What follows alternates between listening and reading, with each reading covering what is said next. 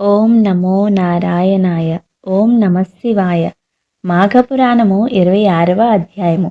వశిష్ఠ మహర్షి దిలీప మహారాజుకి మాఘమాస విశిష్టతను అనేక పుణ్యపురుషుల వృత్తాంతాలను వినిపించగా విని ఆ మహారాజు, గురువర్య, మీ వల్ల అనేక పుణ్యకథలు విని చరితార్థులైనాను. నాకొక సందేహం ఉంది. అది కూడా మీరే తీర్చినట్లయితే చాలా సంతోషిస్తాను. మాఘమాసంలో ఏ ఏ పుణ్యతీర్థాలు సేవిస్తే విశేష ఫలితం కలుగుతుందో నాకు చెప్పండి అని అడిగాడు. అప్పుడు వశిష్ఠ మహర్షి, రాజేంద్ర, మాఘమాసంలో ప్రాతకాల స్నానానికి పుణ్యతీర్థాలే మంచివి. పుణ్యతీర్థాలు లేకపోతే ఆఖరికి చెరువులో స్నానం చేసినా మంచిదే. అవి అందుబాటులో లేకపోతే నూతి నీడలోనైనా స్నానం చెయ్యాలి. కానీ పుణ్యతీర్థాలు అందుబాటులో లేవు కనుక స్నానమే చెయ్యను అనడం అవివేకం అవుతుంది. మాఘమాసంలో ప్రయాగలో త్రివేణి సంగమంలో స్నానం చేయడం అత్యుత్తమైన కార్యం. అక్కడ గంగా, యమున, సరస్వతి పుణ్యనదులు మూడూ కలిసే చోటు. అటువంటి పుణ్యతీర్థం భూమండలంలో ఇంకెక్కడా లేదు. భారతదేశంలో నదులన్నిటిలోనూ మొట్టమొదట చెప్పదగిన పవిత్రమైనది గంగా నది. అది సముద్రంలో కలిసే చోట స్నానం చేయడం కూడా చాలా విశేషమని పెద్దలు చెబుతారు. సేతుం దృష్ట్యా సముద్రస్య గంగా సాగర సంగమం బ్రహ్మహత్యా ప్రముచ్యేత కిం పునః స్వల్ప కల్మషాః అని శాస్త్రము. అనగా సముద్రము మీద దక్షిణ దిక్కున రాముడు కట్టిన సేతువును చూసినా, గంగాసాగర సంగమం జరిగే చోట స్నానం చేసినా బ్రహ్మహత్యా దోషమే పరిహారమవుతుంది. ఇంకా చిన్న చిన్న పాపాల మాట చెప్పేదేముంది అని అర్థం. అటువంటి సేతువు దగ్గర గంగాసాగర సంగమం జరిగే ప్రదేశంలోనూ మాఘస్నానం చేస్తే కూడా విశేషమైన ఫలం కలుగుతుంది. అంతేకాక మాఘమాసంలో ఇలా స్నానాలు చేస్తూ ప్రసిద్ధమైన శైవ క్షేత్రాలను, వైష్ణవ క్షేత్రాలను దర్శిస్తే కూడా అనంతమైన పుణ్యం వస్తుంది. కాశీలో మణికర్ణికా ఘట్టంలో స్నానం చేస్తే పునర్జన్మలెత్తే బాధ తప్పుతుందని స్కాందపురాణం చెబుతుంది. మంగళం మరణం యత్ర సఫలం యత్ర జీవితం స్వర్గశృణాయతే యత్ర సైషా శ్రీ మణికర్ణిక అని ప్రశంసింపబడింది. ఇంకా నాసికా త్రయంబకం అనే ఒక ప్రసిద్ధమైన క్షేత్రం పడమటి కనుమలలో ఉంది. అదే గోదావరి నది పుట్టిన చోటు. గౌతమ మహర్షి తన మీద పడిన గోహత్యా దోషాన్ని నివారించుకోవడానికి మహా తపస్సు చేసి శివుని అనుగ్రహం వల్ల ఆయన జటాజుటంలోని గంగను తెచ్చి గోవు మరణించిన ప్రదేశం మీదుగా ప్రవహింపచేశాడు. అందుచేత అక్కడ నాసికలో గోదావరి స్నానం పరమ పవిత్రమైనది. అంతేకాదు గౌతముని ఆశ్రమం ఉండే గోష్పాద క్షేత్రం అనగా ఇప్పుడు పశ్చిమ గోదావరి జిల్లాలో ఉన్న కొవ్వూరు పట్టణం. ఆ గోష్పాద క్షేత్రంలో స్నానం చేస్తే కూడా అంతే పుణ్యం లభిస్తుంది. ఈ గోదావరి నదిని గురించి పురాణాలు చెప్పిన ఒక సూక్తి ఒకటి ఉన్నది.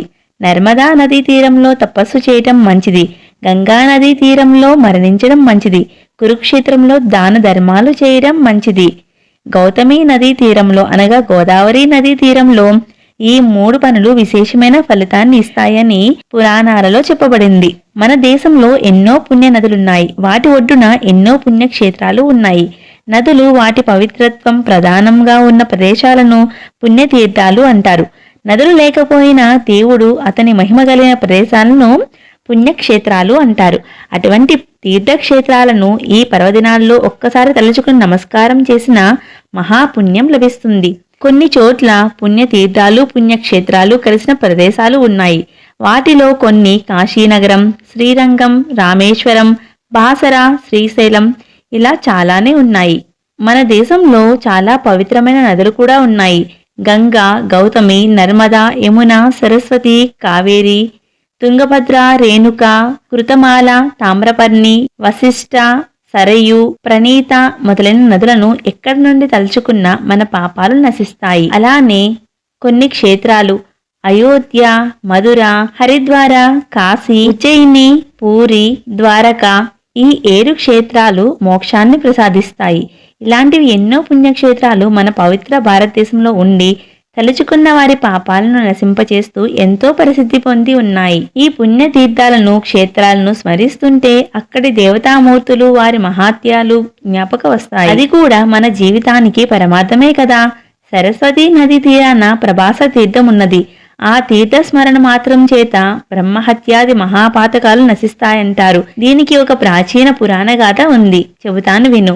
పూర్వం నారాయణుని నాభికమలంలోంచి పుట్టిన బ్రహ్మకు, స్వయంభూ అయిన పరమేశ్వరునికి 5 ముఖాలు ఉండేవి. బ్రహ్మ పంచముఖాలకు పేర్లు లేవు కానీ పరమశివుని పంచముఖాలకు పేర్లు ఉన్నాయి.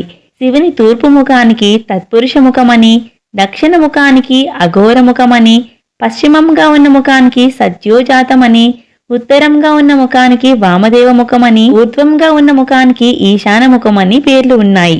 ఈ బ్రహ్మశంకరులకు ఒకనాడు నేను గొప్పవాడిని అంటే నేను గొప్పవాడిని అని తగువులాట వచ్చింది. నాకు 5 శిరస్సులున్నాయి చూసావా అన్నారు బ్రహ్మ.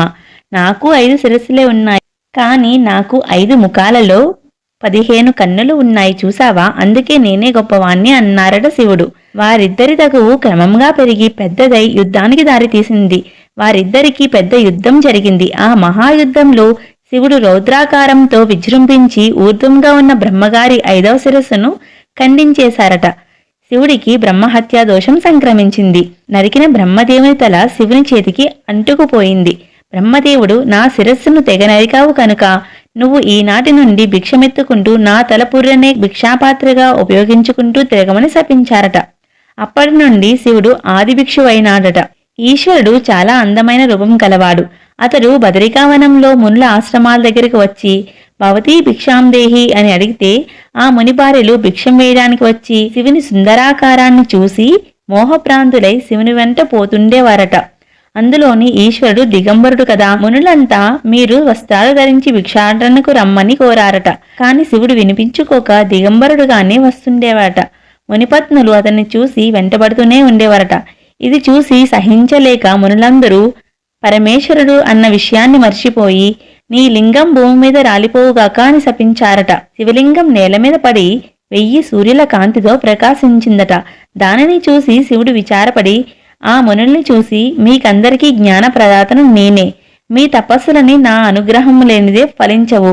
ఈనాటి నుండి త్రిలోకవాసులు ఈ లింగాన్నే పూజించాలి.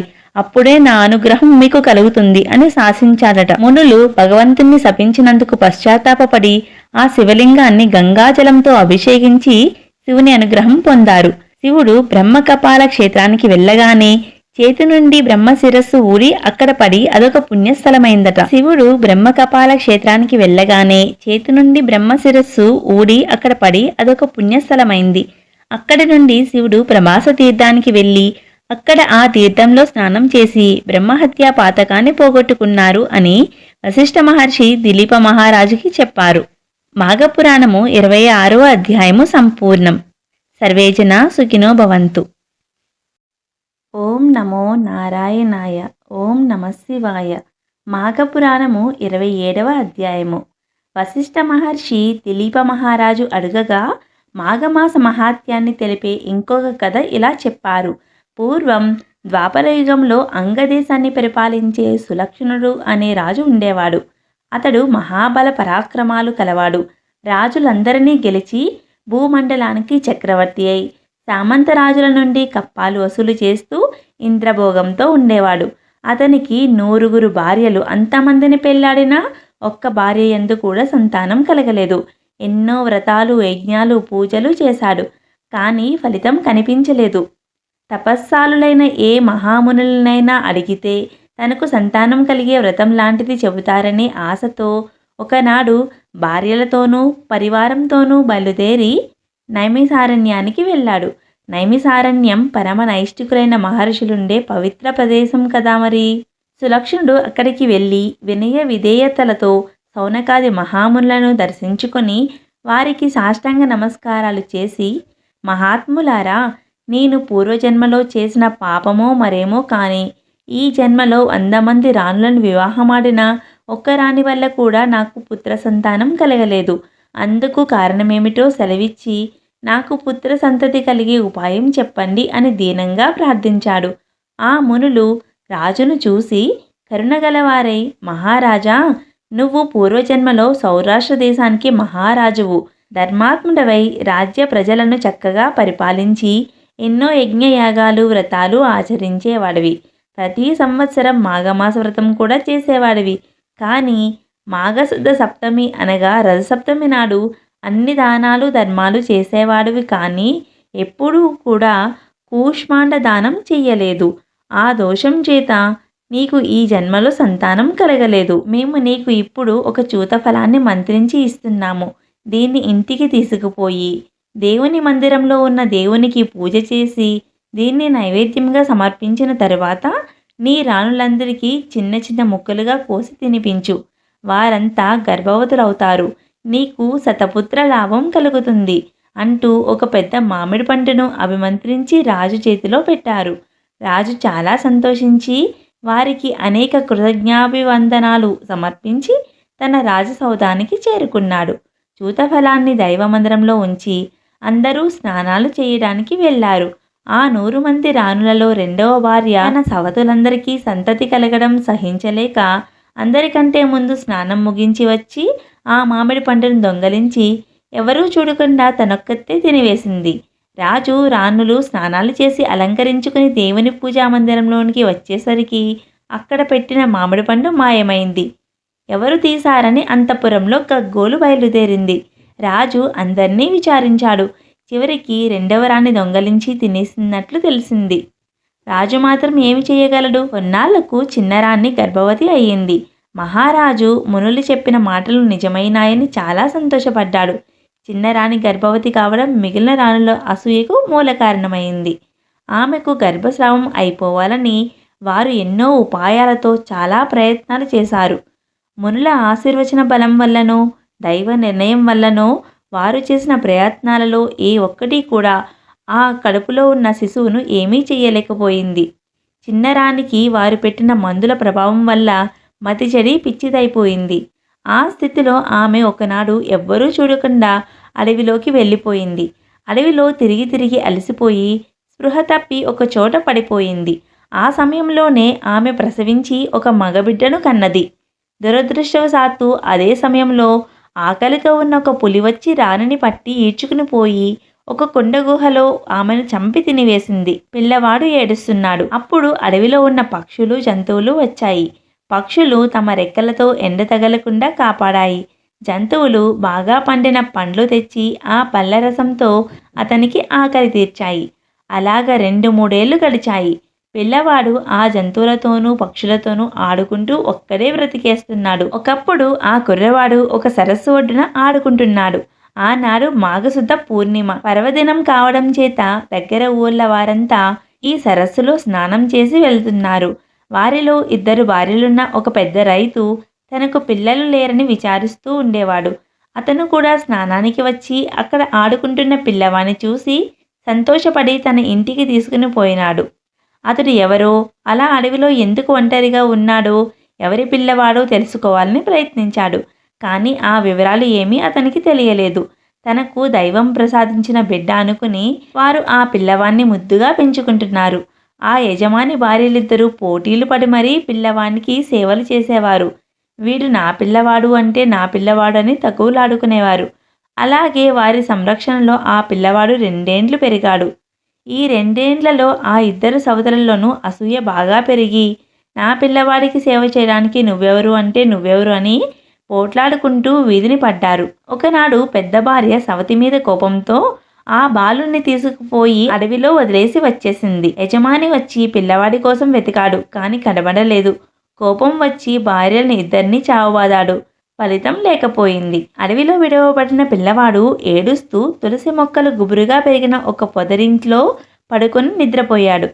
తులసి చెట్టు స్పర్శ వల్ల ఆ పిల్లవానికి ఏ ప్రమాదమూ రాలేదు.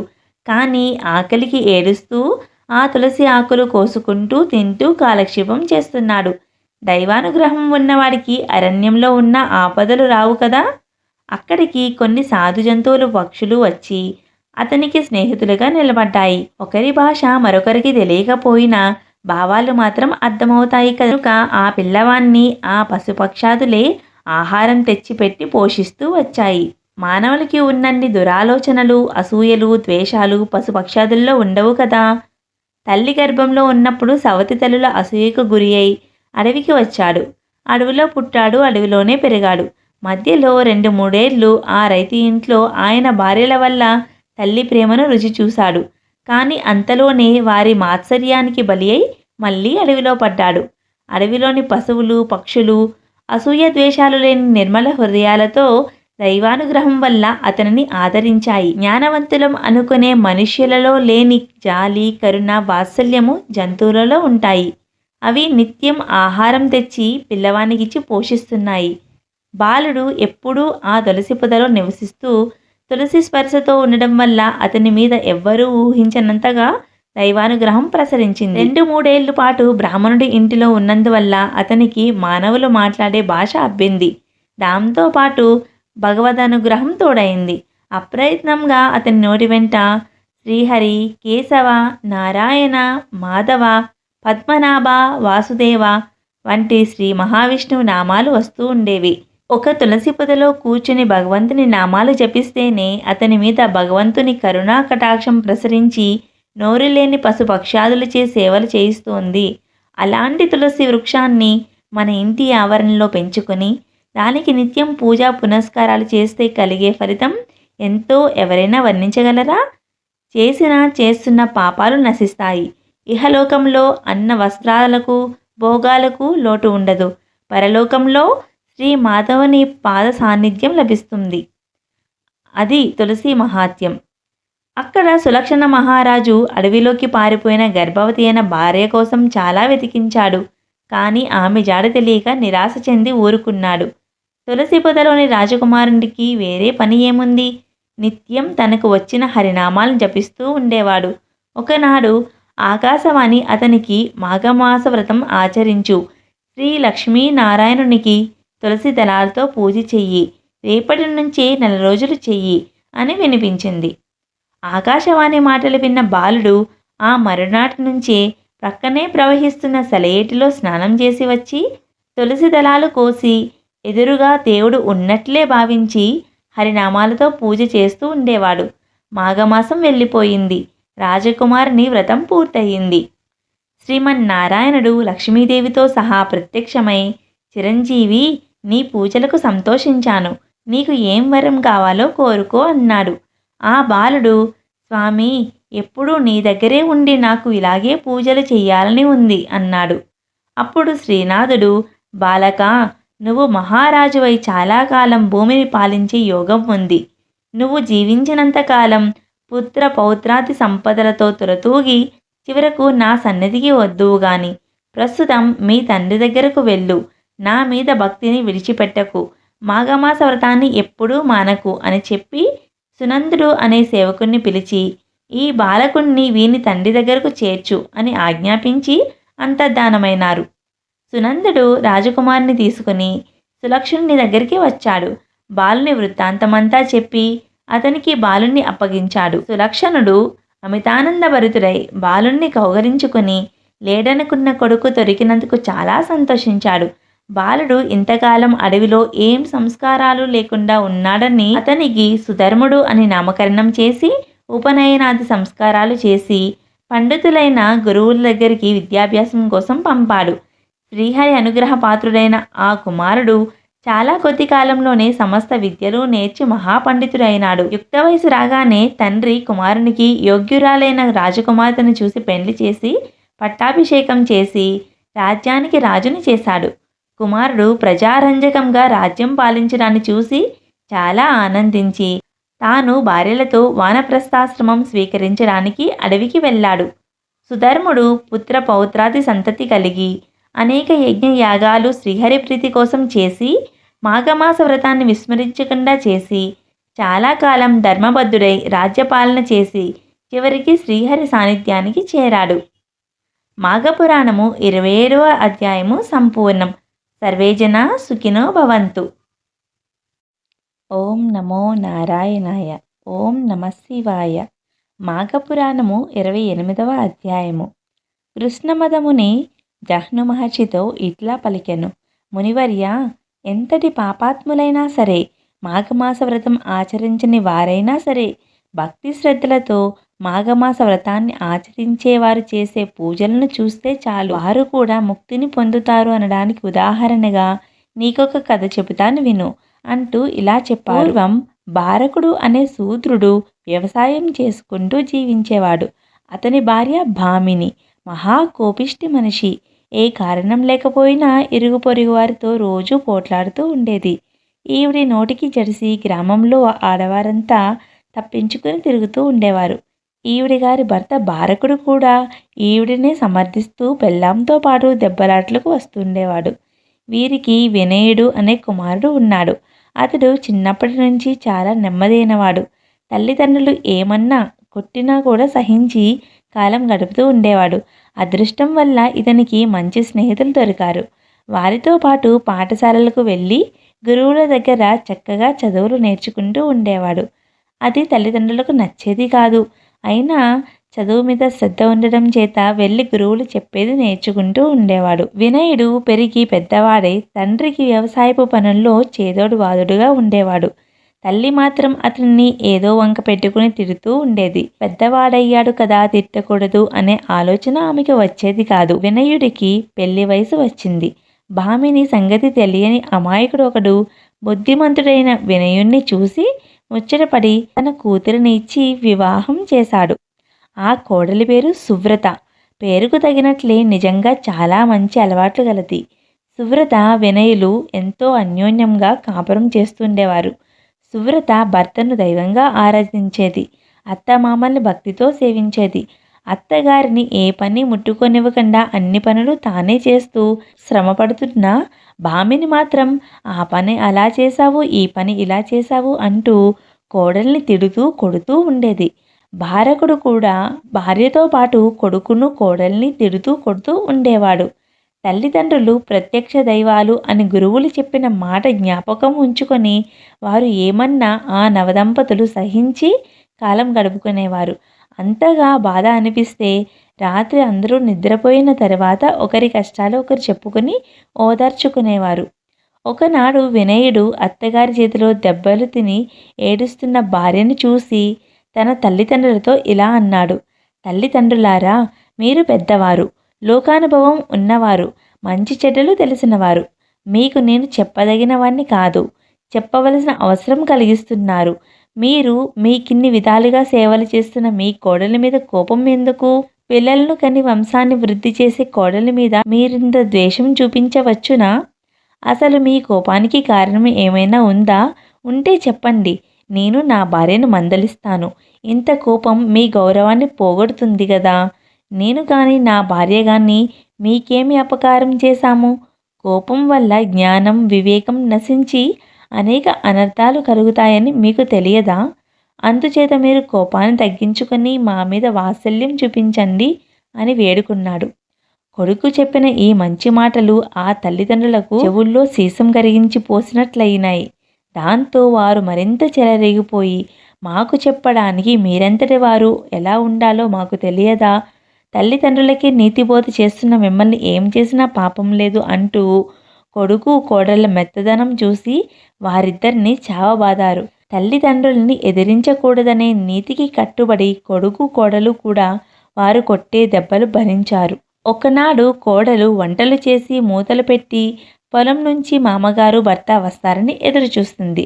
అత్తగారు నిద్రపోతుంది.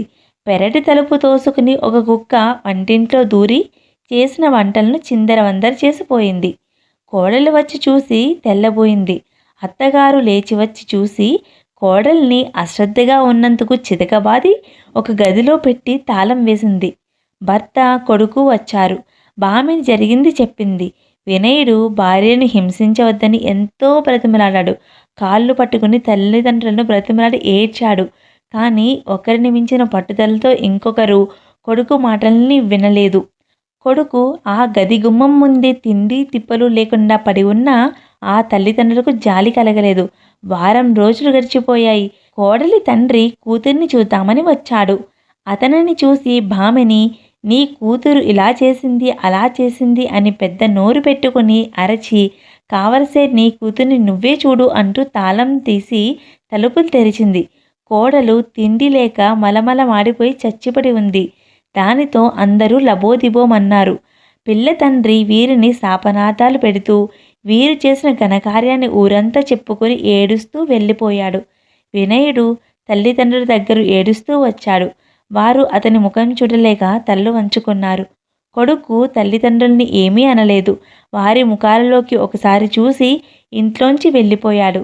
కాశీనగరానికి పోయి ఆ గంగానదిలో పడి మరణించాడు. ఇక్కడ ఈ శూద్ర దంపతుల్ని ఊళ్ళో వారంతా తిట్టిన తిట్టు తిట్టకుండా తిట్టారు. కొడుకు కోడలు ఉన్నంత కాలం ఆ దంపతులకు వారి విలువ తెలియలేదు. వారు పోయిన తర్వాత పుత్రశోకం భరించలేక చాలా ఏడ్చారు. చేతులు కాలిన తర్వాత ఆకులు పట్టుకుంటే లాభం ఏమిటి? ఎంత ఏడిస్తే మాత్రం మళ్ళీ ఆ కొడుకు కోడలు వస్తారా? ఏడ్చి ఏడ్చి కృంగి కృశించి చివరకు మరణించారు. వారిని యమదూతలు వచ్చి నరకానికి తీసుకుపోయి చాలా చాలా బాధలు పెట్టి తర్వాత యమధర్మరాజు వారిని అనేక నీచ జన్మలెత్తి కష్టాలు అనుభవించమని భూలోకానికి పంపివేశారు. వారు కుక్క, నక్క, పిల్లి, పురుగు అలాంటి ఎన్నో నీచ జన్మలు ఎత్తి కొన్ని వేల సంవత్సరాలు గడిచిన తర్వాత పంపానదీ తీరంలో ఉన్న ఒక పుట్టలో త్రాచుపాములై పుట్టారు. ఒకనాడు అక్కడికి ధీరుడు, ఉపధీరుడు అనే సోదరులు ఇద్దరు వచ్చి అది మాఘమాసం అంటూ పంపానదిలో స్నానం చేసి అక్కడే ఉన్న ఒక వటవృక్షం క్రింద మాధవుణ్ణి పత్ర పుష్పాలతో అర్చిస్తూ వేద మంత్రాలు చదువుతుండగా ఆ ధ్వని విని పుట్టలోంచి ఆ రెండు పాములు వచ్చి ఆ పూజను వారిచ్చే కర్పూర హారతిని చూశాయి. దానితో వారి దుష్టకర్మలన్నీ పరిపక్వమై వారికి పుణ్యం కలిగింది. అందువల్ల ఇంకా ఆ తర్వాత ఏ జన్మలు ఎత్తకుండా సర్పజన్మతో వారు విముక్తి పొంది స్వర్గానికి వెళ్ళారు. కాబట్టి ఎవరికైనా కోపం పనికిరాదు. తన కోపమే తన శత్రువు అన్నారు పెద్దలు. కోపం గలవానికి వివేకం ఉండదు. ఉన్న బుద్ధి కూడా నశిస్తుంది. దానితో చేయరాని పనులు చేసి పాపాలు మూటగట్టుకుని అధోగతి పాలవుతారు. ఎప్పుడూ శాంత స్వభావంతో ఉండేవారిని అందరూ గౌరవిస్తారు. సకల సంపదలు కలుగుతాయి. ఉత్తమగతులు కూడా పొందగలుగుతారు. మాఘపురాణము 28వ అధ్యాయము సంపూర్ణం. సర్వేజన సుఖినో భవంతు. ఓం నమో నారాయణాయ. ఓం నమః శివాయ. మాఘపురాణము 29వ అధ్యాయము. వశిష్ఠ మహర్షి దిలీపునితో ఇలా చెప్పారు. పూర్వకాలంలో కుత్సుడు అనే బ్రాహ్మణుడుండేవాడు. అతడు కర్దమముని కుమార్తెను పెళ్లి చేసుకున్నాడు. వానికి ఒక కొడుకు పుట్టాడు. కుత్సుని కుమారుడు కాబట్టి అతన్ని అందరూ కౌస్తుడని పిలిచేవారు. అతడు గురువుల దగ్గరకు వెళ్ళి తన బుద్ధి కుశలత వల్ల చాలా కొద్ది కాలంలోనే సకల విద్యలు నేర్చుకుని మహాపండితుడైనాడు. దేశాటనం చేయాలని బుద్ధి పుట్టి తల్లిదండ్రుల అనుమతి తీసుకుని బయలుదేరాడు. మాఘమాసం ఆరంభమయ్యేటప్పటికీ అతడు కావేరీ నది తీరంలో శ్రీరంగపట్టణానికి చేరాడు. కావేరీ నదిలో స్నానాలు చేస్తూ ఆ మాఘమాసమంతా ఆ పుణ్యక్షేత్రంలోనే గడపాలని నిశ్చయించుకున్నాడు. ప్రతిదినము కావేరీ నదిలో మాఘస్నానం చేసి శ్రీరంగనాథుని ఆరాధిస్తూ సమీపంలోని అడవులలో ఒక చెట్టు క్రింద అక్కడే తపస్సు చేసుకుంటూ ఉండేవాడు. ఆ సమయంలో కొన్ని దుప్పులు వచ్చి కొమ్ములతో అతని వంటిని తాకినా అతనికి తపోభంగం అయ్యేది కాదు. అది చూసిన వారు అతనిని మృగశృంగుడు అని పిలిచేవారు. అతని తపస్సుకి మెచ్చి శ్రీ లక్ష్మీనారాయణుడు ప్రత్యక్షమైనాడు. కౌత్సుడు ఆయనను దర్శించి ఆనందంలో మైమరిచి ఎన్నో శ్లోకాలతో ఆయనను స్తుతించాడు. శ్రీపతి ఆ శ్లోకాలకు సంతుష్టుడై, నాయనా, నీవు చాలాసార్లు ఈ కావేరీ నదిలో మాఘస్నానం చేసి ఈ రంగనాథుని ఆరాధించి నా అనుగ్రహానికి పాత్రుడైనావు. అపారమైన పుణ్య సంపదను ఆర్జించావు. నీకిష్టమైన వరమును కోరుకొనుము అన్నారు. కౌస్తుడు, స్వామి, నీ దివ్య దర్శనాన్ని అనుగ్రహించావు. ధన్యుడనైనాను. నిన్ను దర్శించిన తర్వాత నాకు ఏ విధమైన కోరికలు కలగడం లేదు. ఎప్పుడు నేను తలిచినా నీవు దివ్యమంగళ విగ్రహంతో సాక్షాత్కరించి ఆనందం కలిగించమని కోరాడు. నారాయణుడు అతనికి ఆ వరాన్ని అనుగ్రహించాడు. కౌత్సుడు ఇంటికి తిరిగి వచ్చాడు. తల్లిదండ్రులు అతనిని చూసి సంతోషించారు. యోగ్యురాలైన ఒక కన్యను చూసి అతనికి పెళ్లి చేయాలని అనుకున్నారు. ఒకనాడు కుమారుణ్ణి పిలిచి అతనికి తమ అభిప్రాయం చెప్పారు. కౌత్సుడు వివాహానికి తన సుముఖతను వ్యక్తం చేశాడు. భోగాపురం అనే గ్రామంలో సదాశివ శర్మ అనే ఉత్తమ బ్రాహ్మణుడు ఒకడున్నాడు. ఆయనకి ఒక కుమార్తె ఉంది. ఆమె పేరు సుశీల. ఆమె పేరుకు తగినట్లు మంచి స్వభావము, ప్రవర్తన కలిగిన ఉత్తమురాలు. సదాశివుడు ఆమెను కౌత్సునికి ఇచ్చి వివాహం చేసే ఉద్దేశంతో వచ్చి కౌత్సుని తల్లిదండ్రుల్ని సంప్రదించాడు. కౌత్సుడు ఆ కన్యను చూసి తనకు అనుకూలవతి అని తలచి పెండ్లాడడానికి అంగీకరించాడు. అంతలో ఒకనాడు సుశీల తన ఇద్దరు చెలికత్తెలతో కలిసి నదీ స్నానానికై ఊరికి దూరముగా ఉన్న నదికి వెళ్ళింది. స్నానమైన తరువాత తిరిగి వస్తుండగా అడవిలో నుంచి వచ్చిన ఒక ఏనుగు వారిని తరిమింది. వారు తలకొక దిక్కుకు పారిపోయారు. సుశీల స్నేహితురాళ్ళు పరిగెత్తుతూ నేలవారుగా ఉన్న పాడు నూతిలో పడి చనిపోయారు. సుశీల మాత్రం ఎలాగో తప్పించుకుని ఇంటికి చేరింది. సుశీల చెలికెత్తెల మరణానికి విచారిస్తూ కూర్చుంది. వారు నా వల్ల చనిపోయారు, వారు బ్రతికితేనే నేను పెళ్లి చేసుకుంటాను అని పట్టుపట్టింది.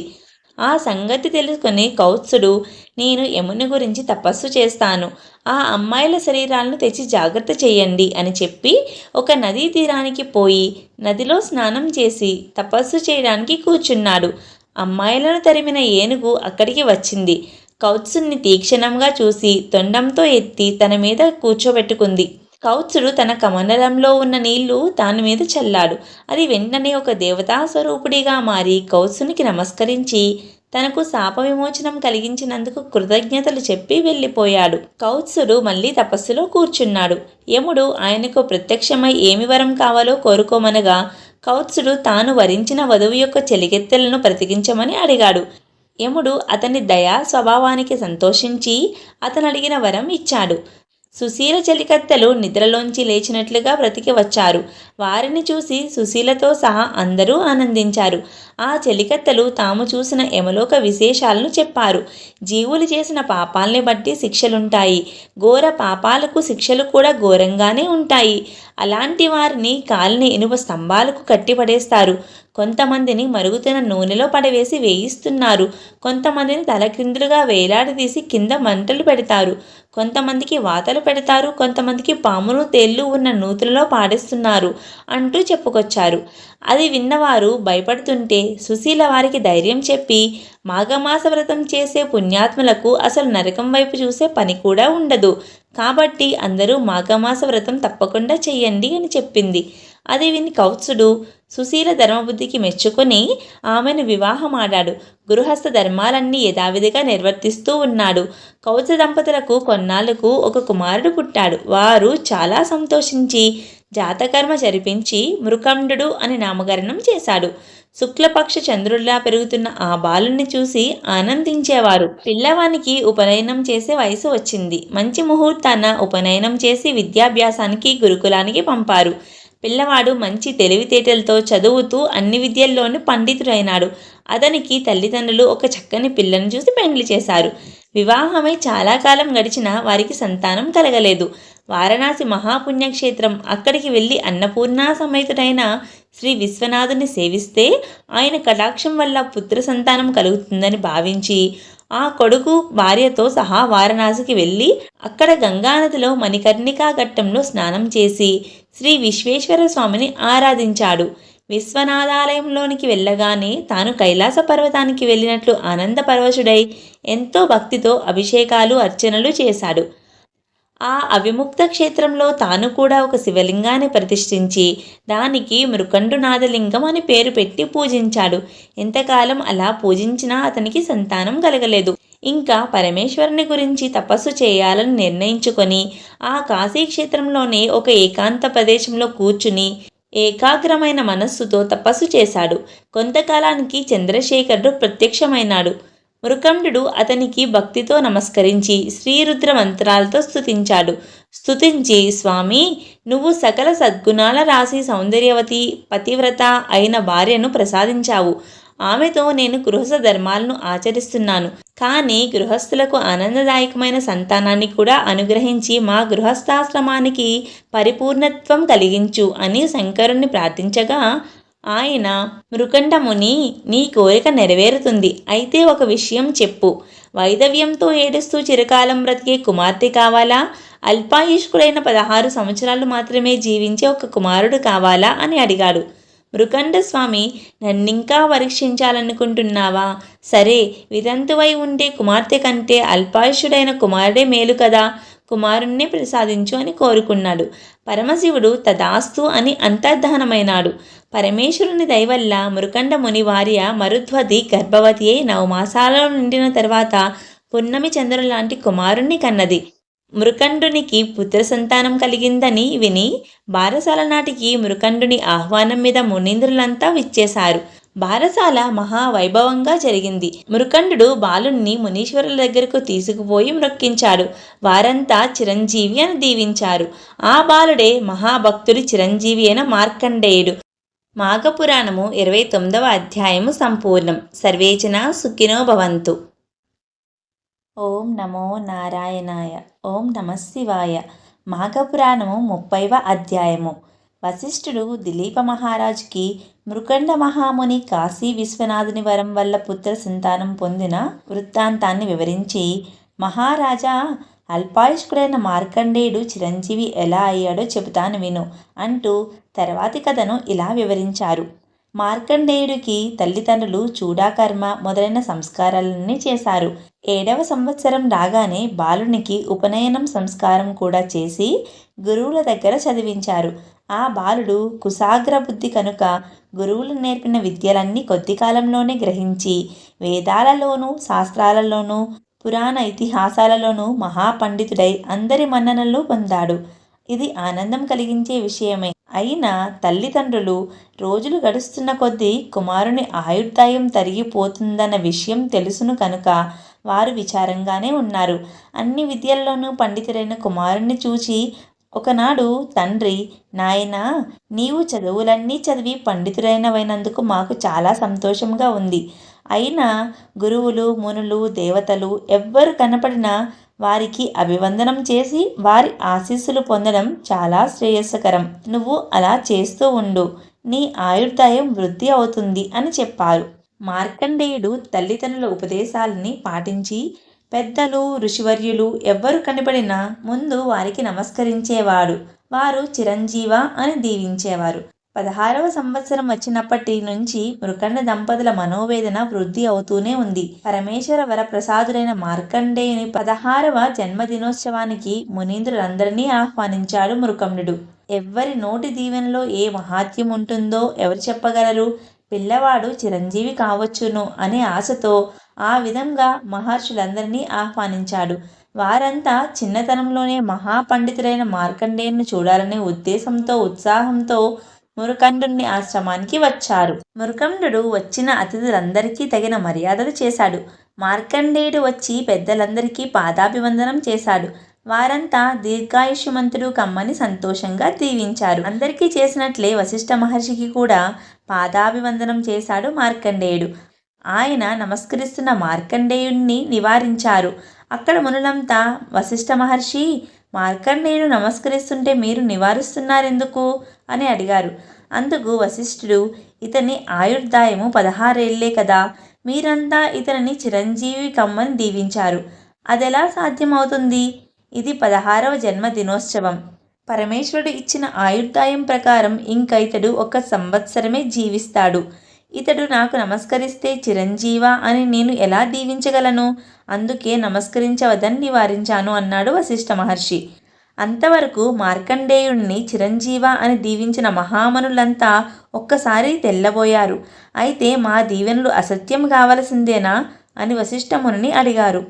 ఆయన కొంతసేపు ఆలోచించి, మునీంద్రులారా, మనమందరము ఈ మార్కండేయుణ్ణి వెంటబెట్టుకుని బ్రహ్మదేవుని దగ్గరకు పోయి ఆయననే ఈ సమస్యకు పరిష్కారము చెప్పమందాము రండి అనేను.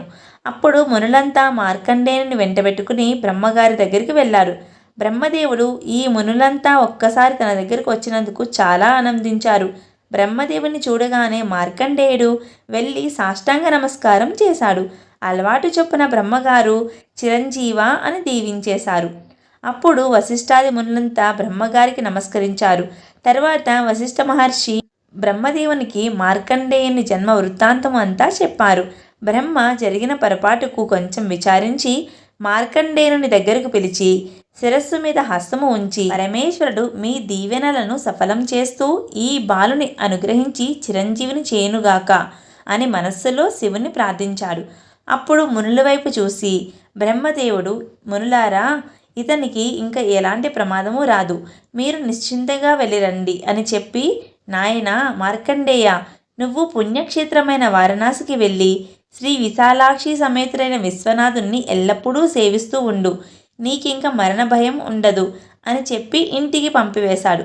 మార్కండేయుడు ఇంటికి వచ్చి విచారంగా ఉన్న తల్లిదండ్రులకు నమస్కరించి బ్రహ్మలోకంలో జరిగిన వృత్తాంతమంతా వినిపించి, తల్లిదండ్రులారా, నేను శ్రీ విశ్వనాథుని సేవించడం కోసం కాశీకి వెళుతున్నాను, నాకు అనుమతి ఇవ్వండి అని అడిగాడు.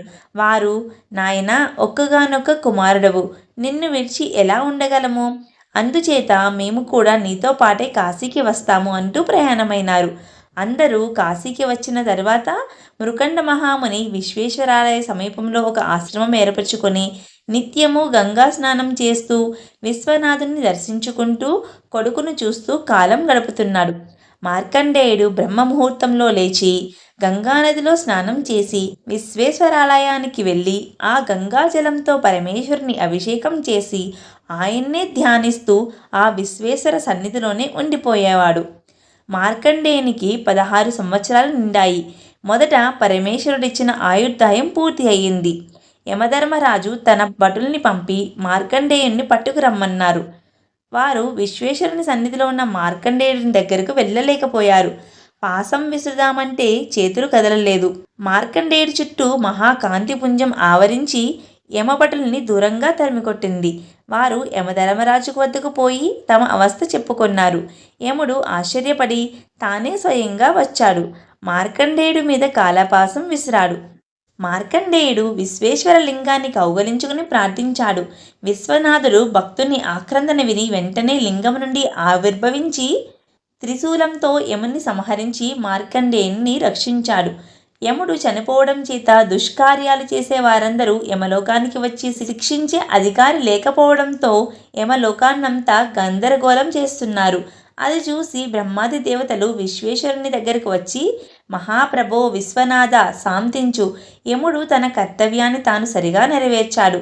నీవు మార్కండేయునికి 16 ఏళ్ళు మాత్రమే ఆయుర్దాయం ఇచ్చావు గదా. అందుచేత 16 ఏళ్ళు నిండగానే మార్కండేయుని తీసుకుపోవడానికి యముడు వచ్చాడు. నీవు మార్కండేయుని భక్తికి మెచ్చి చిరంజీవిని చేశావని పాపం అతనికి తెలియక నీ భక్తునికి అపచారం చేశాడు. ధర్మపాలన కోసం యమధర్మరాజు తప్పకుండా ఉండాలి కదా.